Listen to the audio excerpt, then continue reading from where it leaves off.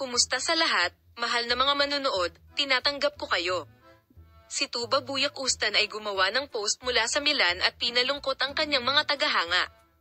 Huling larawan para sa iyo sa ilang sandali. Si Tuba Buyak Ustan, na huling nagbida sa serye sa TV na Olive Branch, ay nagsabi na mawawala siya sandali. Sinabi ni Tuba Buyak Ustan sa mga larawang ibinahagi niya mula sa Milan na ito na ang katapusan para sa marami. Si Tuba Buyak Ustan, na lumabas sa screen na may ilang mga proyekto, kamakailan ay nagbahagi ng nangungunang papel sa serye sa TV kasama si Engin at Yurek. Si Buyak Ustan ay kasalukuyang nasa Milan. Nakatawag pansin ang note na isinulat ng magandang pangalan sa ilalim ng kanyang Instagram poses. Si Tuba Buyak Ustan, na kamakailan lamang ay bumili ng isang bahay sa Greece at nauna sa kanyang paggastos, kamakailan ay nagsimula sa mga kagiliw-giliw na mga paratang sa pag-ibig at mga alingawngaw ng pag-ibig.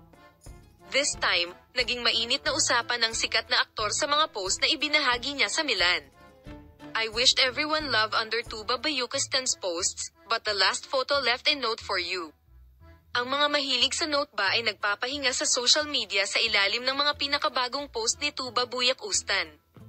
Hindi ba siya magpo-post sandali? Naging dahilan para magtanong siya.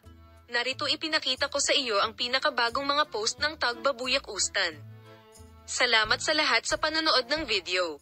Paalam, makita ka sa mga bagong video.